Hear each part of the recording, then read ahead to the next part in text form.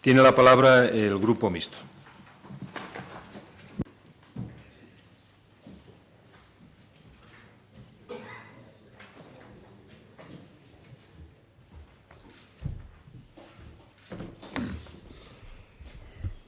Señor presidente, señorías, es evidente que tenemos que encauzar este debate, como decía el presidente, y por mi parte trataré de hacerlo lo más racional y asequible para todos posible, ¿no? Por lo tanto, más que hacer una explicación detallada de una por una de las propuestas de resolución que hemos presentado, las agruparé en dos bloques y realmente me extenderé más en la explicación de las razones del bloque que considero de mayor trascendencia y de mayor importancia, sin que eso implique en ningún caso desmerecer la importancia del resto. El primer bloque al que me quiero referir, y que es evidente que lo considero de mayor importancia y trascendencia, es el que hace referencia a nuestro modelo territorial, la arquitectura institucional y el reto o los retos que como país tenemos planteados en este preciso instante. Precisamente sobre esta cuestión, sobre lo que afecta a nuestro modelo territorial y a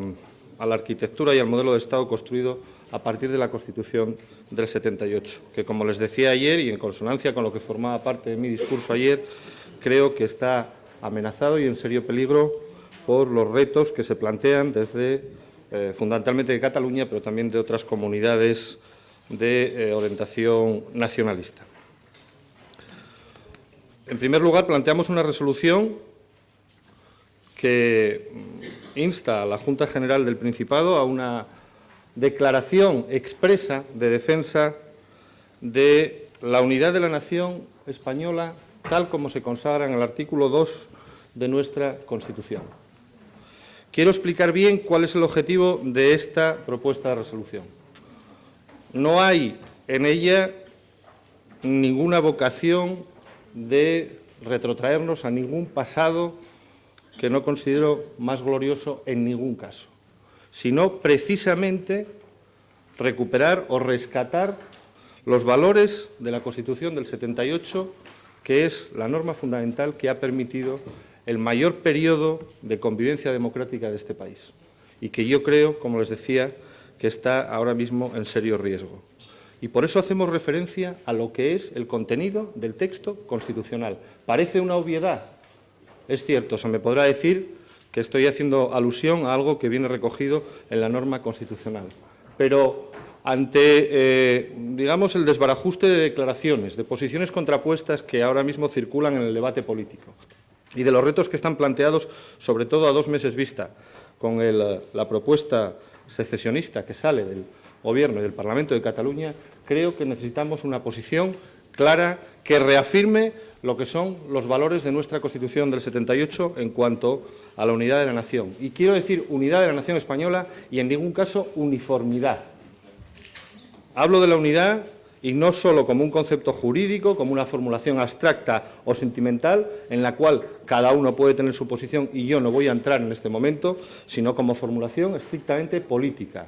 de reconocer que el ámbito de decisión sobre nuestro modelo de Estado, que las decisiones que hay que adoptar sobre la estructura que queremos y el modelo de país que queremos, debe de tomarse entre todos los españoles, también entre los asturianos. Y también quiero hacer hincapié en algo que refería ayer.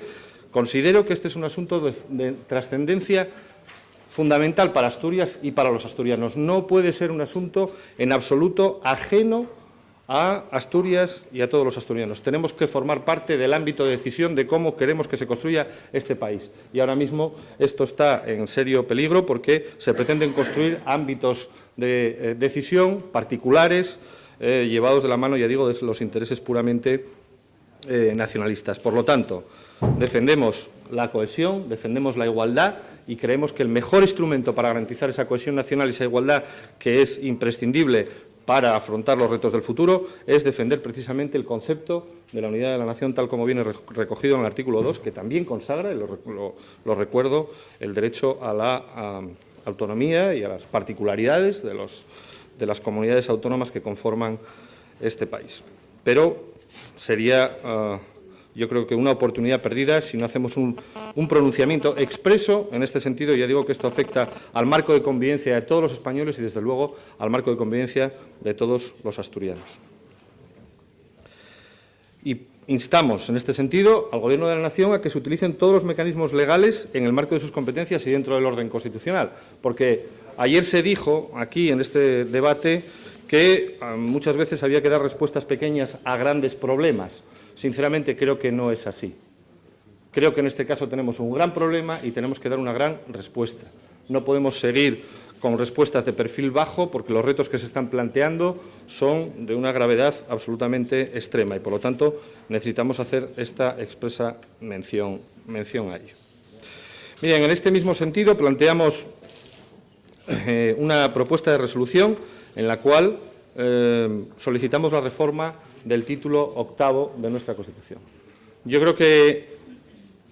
todos podemos compartir el análisis de que ese título 8º de nuestra Constitución, que fue un buen paso y fue un buen mecanismo, el mecanismo probablemente posible que teníamos disponible en el año 78 para tratar de integrar en un proyecto común de país a todas las fuerzas políticas, y que fue probablemente un intento de acabar con ese traída y llevada cuestión nacional que ha pivotado permanentemente desde siglos sobre nuestro país. Ya digo que ese título 8º, la virtualidad de ese título 8º está plenamente agotada. De hecho, muchas de sus manifestaciones, de las previsiones que ahí se contienen, ya están desbordadas por la propia realidad y no tienen efecto ninguno. Y creemos que hay que ir a un avance en un modelo de Estado cohesionado, un modelo de Estado integrador, un modelo federal, simétrico y cooperativo. Lo decimos así y nosotros no tenemos miedo a las palabras, yo las he pronunciado reiteradamente en esta tribuna y vuelvo a reiterarlo. Un modelo federal, simétrico y cooperativo, asimilable al que existe en otras democracias avanzadas de nuestro ámbito europeo o, en fin, de otros ámbitos. Y en ese sentido creo que el que tenemos es un Estado federal imperfecto, al cual le faltan precisamente los mecanismos de cooperación, los mecanismos de coordinación entre los distintos niveles de la Administración, y que tenemos que solucionar esas imperfecciones si queremos precisamente salir del atasco constitucional en el que en este momento estamos. Y, por lo tanto, creo que una respuesta en positivo, una respuesta hacia adelante, una respuesta que no mire hacia atrás, tiene que partir de la reforma completa de este título 8º, de este título 8º que fije claramente cuáles son las competencias del Estado. Hemos sufrido por los impulsos nacionalistas un vaciamiento de competencias estatales que en muchos casos pone en riesgo, y eso a nosotros nos importa sobremanera, es lo que más nos importa, que pone en riesgo los servicios públicos esenciales. Tenemos que, como les decía ayer, reconstruir la columna vertebral del Estado para poder garantizar los derechos a la sanidad, a la educación, los servicios sociales en condiciones de igualdad para todos los españoles. Y eso requiere ineludiblemente esa reforma de ese modelo territorial que ahora mismo está absolutamente agotado. Y miren, ayer se hizo referencia aquí sobre cómo se había venido construyendo este modelo de país, este modelo territorial. Y les digo, esto se vino construyendo, y no descubro nada, con grandes acuerdos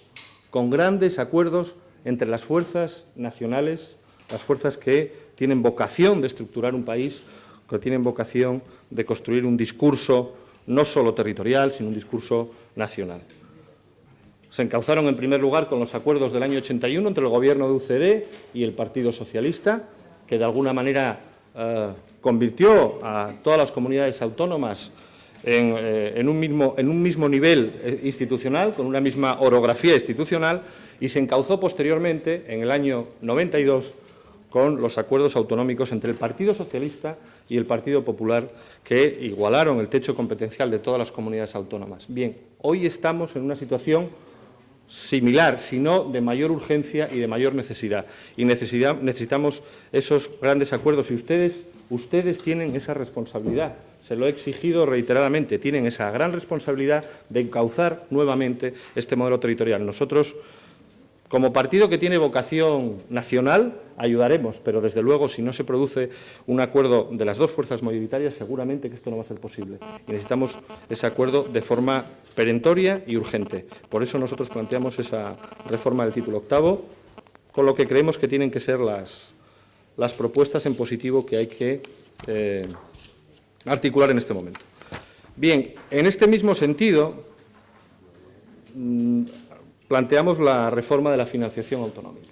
Aquí se ha discutido, y el presidente lo lleva manifestando ya desde la conferencia de presidentes, que Asturias en este momento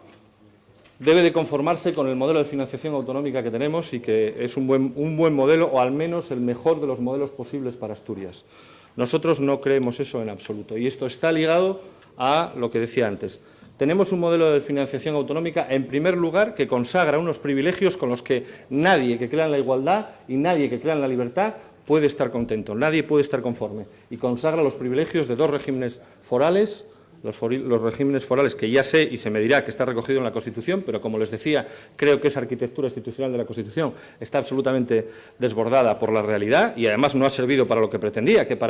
era para integrar esas fuerzas nacionalistas en un proyecto común de país, y está claro que quien no se quiere integrar no lo va a hacer. Pues, como les decía, esos arrastres históricos, esos modelos forales, consagran unos privilegios fiscales que ahora mismo se traducen, y ahí tienen los estudios del propio Consejo de Política Fiscal y Financiera, en 1.200 millones de sobrefinanciación para el País Vasco y del orden de 700 millones de sobrefinanciación para Navarra. Y yo creo que eso no es admisible en estos tiempos y, por lo tanto, tenemos que ir a un modelo único de financiación autonómica que consagre los principios de igualdad, de solidaridad interterritorial y de suficiencia para la prestación de servicios. Y, además, no podemos seguir en este retroceso permanente por el cual parece que tenemos que ir admitiendo determinados principios, los principios de que cada comunidad autónoma debe de introducir.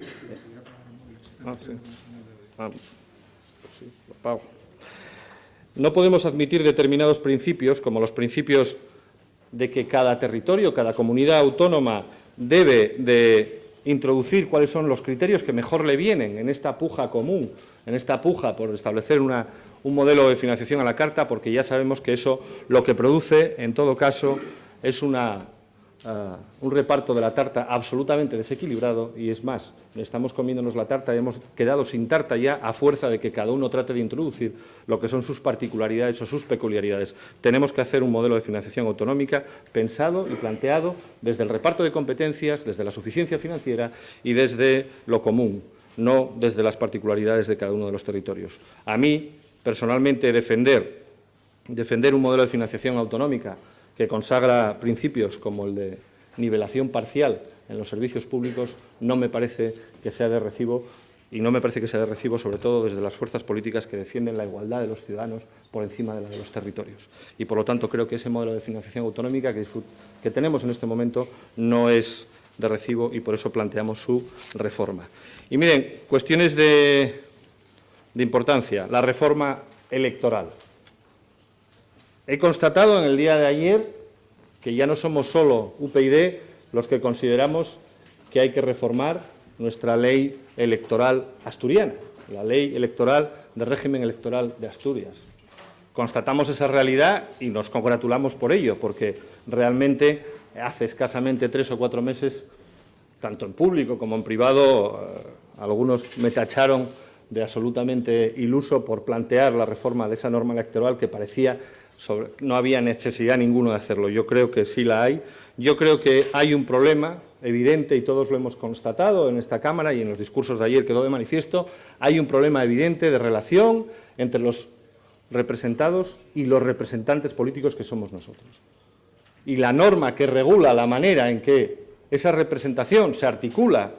y se vehicula hacia las instituciones es la norma electoral. Y yo creo que es absolutamente necesario, si queremos recuperar el crédito de los ciudadanos, si queremos recuperar a los ciudadanos para la política, es absolutamente necesaria, imprescindible y urgente esa reforma, y me congratulo de que haya otras fuerzas políticas que planteen ahora también esa reforma. Y además, sí, ya lo sé, pero déjenme que siga.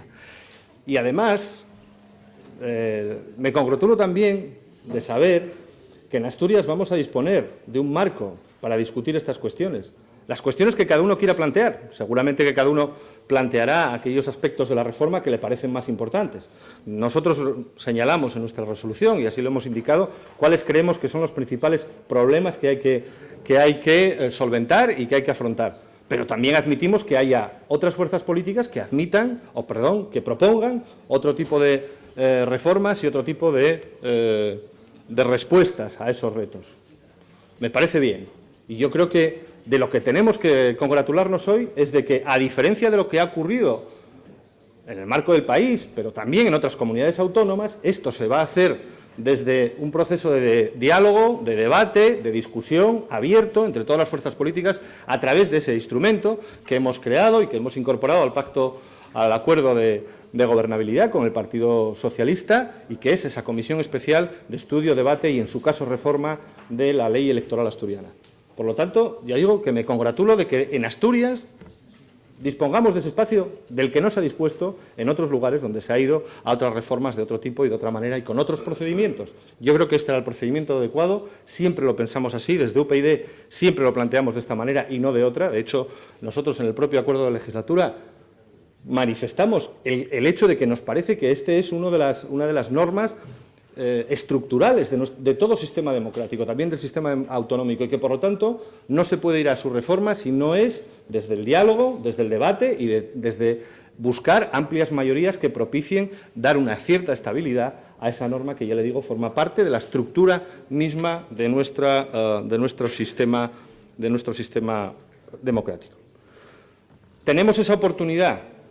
de un debate amplio y sereno. Y yo creo que tenemos que aprovecharla de todas las maneras. Tenemos que aprovecharla para dar respuesta a lo que es una perentoria necesidad ciudadana, para darle respuesta a los ciudadanos. Yo, en la misma noche electoral, me planteé como un reto esencial recuperar a la gran masa de los ciudadanos que estaban abandonando la política, a todas esas personas que no sentían motivación por acudir a las urnas y votar, porque seguramente que no se veían reflejados en sus representantes. Pues ese instrumento, el mejor instrumento que tenemos, es precisamente la reforma, en su caso, de la ley electoral. Sé que hay posiciones divergentes, hay posiciones diversas. Nosotros planteamos cuáles son nuestras opciones y lo decimos claramente, pero lo importante, vuelvo a decir, es que creo que se abra ese debate y esa discusión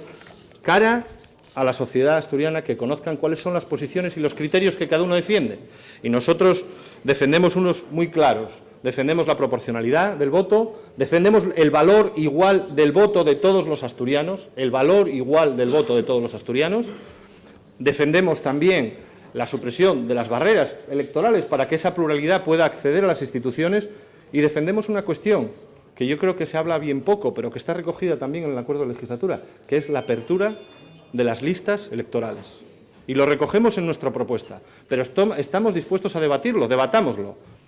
entre todos y veamos si eso es lo que necesitamos para mejorar esta democracia, para tener una democracia de calidad. Esos son los criterios que defendemos y que están en nuestra propuesta, pero vuelvo a decir, por encima de eso, creemos que lo importante es que se debata y que la necesidad de reformar la ley electoral hoy sea una necesidad sentida mayoritariamente en esta Cámara. Me congratulo y, en la medida con toda la humildad posible, sí quiero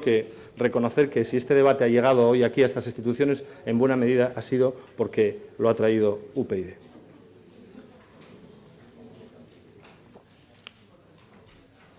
Miren,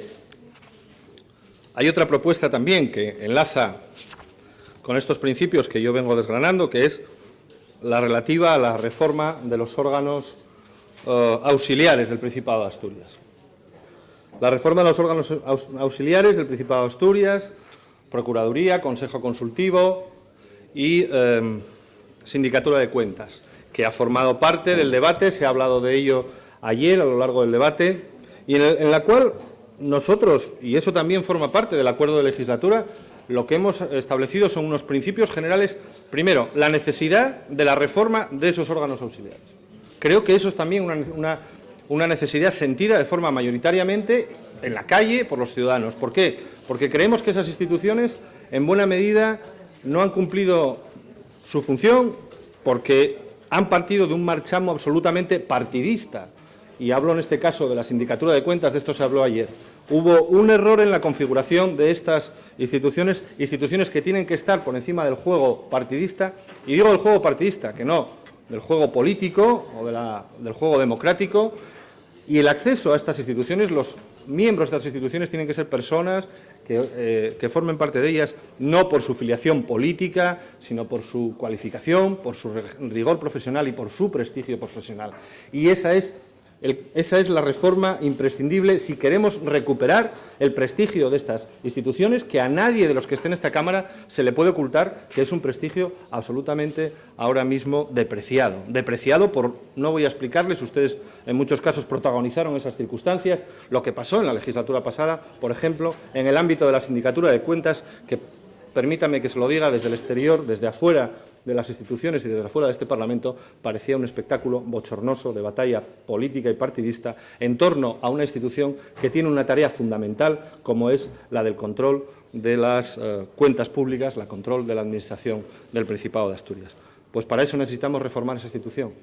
Necesitamos reformar esa y las demás. También necesitamos, evidentemente, ganar en eficacia y en eficiencia, porque toda la estructura administrativa ahora mismo está en cuestión, toda, y también esa. Pero fundamentalmente necesitamos independencia, rigor profesional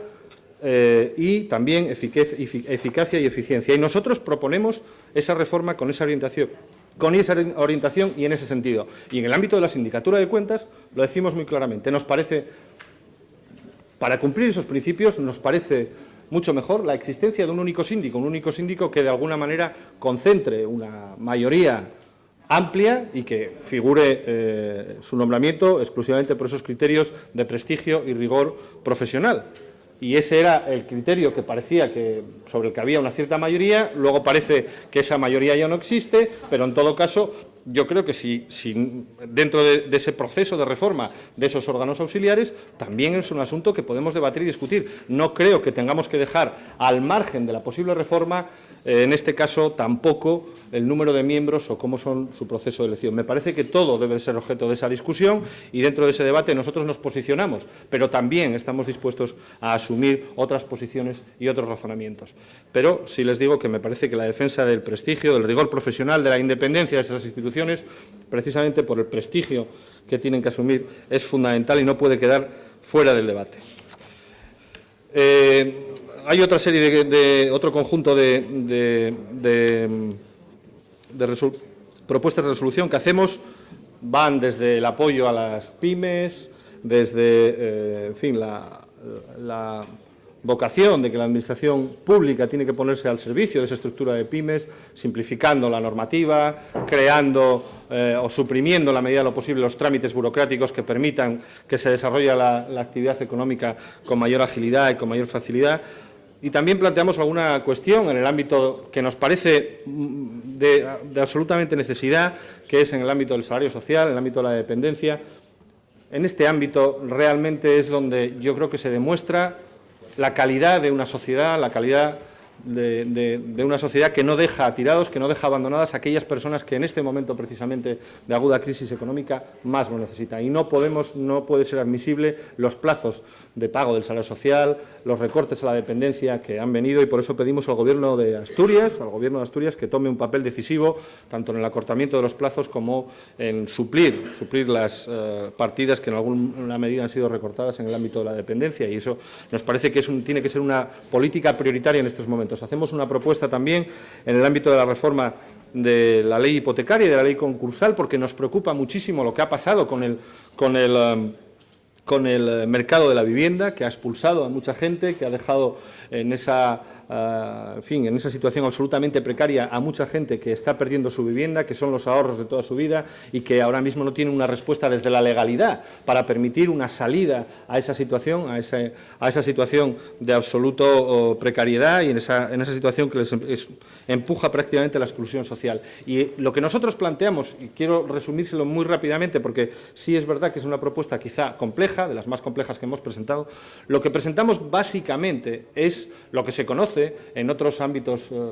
jurídicos, en otros derechos, en otros países, que es la segunda oportunidad. Eso es lo que pedimos, que desde la ley hipotecaria y desde la ley concursal se permita que mediante un control judicial y mediante una serie de mecanismos que garanticen en todo caso que esto se aplica con rigor y que no es un mecanismo para eludir de forma generalizada las responsabilidades y sobre todo con rigor jurídico, porque es una materia de una cierta complejidad jurídica, lo que pedimos es que haya posibilidad de que los ciudadanos que se vean atrapados en este proceso de impago de hipotecas puedan tener una segunda oportunidad sin perder su vivienda y recuperando la posibilidad, ya les digo, de no ser expulsados de la vivienda y que en todo caso se pueda ir pagando de forma aplazada esa deuda contraída con las entidades bancarias. Creo que es una propuesta, la hemos hecho así también en el Congreso de los Diputados, una propuesta, digamos, más extensa, pero hermana de esta, que combina rigor jurídico, atención al problema y una solución desde el punto de vista también económico que no pone en riesgo nuestro sistema bancario. Una norma que cambia ahora completamente los principios sobre los que se establece nuestro sistema hipotecario, es evidente que no sería, desde el punto de vista de la sostenibilidad de nuestro sistema financiero, admisible. Esta conjuga todos esos elementos y, por lo tanto, yo les pediría, porque es un asunto de especial trascendencia, de especial sensibilidad social y que, en fin, que atañe a muchas de las personas que a muchos de los ciudadanos asturianos, les pediría que la contemplasen con cierto cariño. No voy a entrar en más detalles, quiero ser breve en esta ocasión para compensar quizá las extensiones de otros momentos y lo único que me gustaría es que, a pesar de que este es un debate tremendamente apresurado, tremendamente, en fin, yo creo que deberíamos de pensarnos otro tipo de modelos si queremos de verdad sacar propuestas de resolución que tengan alguna validez, alguna virtualidad, alguna eficacia, que conciten el apoyo mayoritario. Yo creo que tendríamos sinceramente que plantearnos si este modelo de debate, si este modelo de propuestas de resolución que llevamos aquí, así hechas prácticamente a ciclostil y a la carrera, tiene algún sentido. En todo caso, desde nuestro grupo político estamos abiertos al diálogo, al acuerdo, como hemos estado siempre, para tratar de sacar adelante aquellas que puedan concitar el apoyo mayoritario de esta Cámara. Muchas gracias.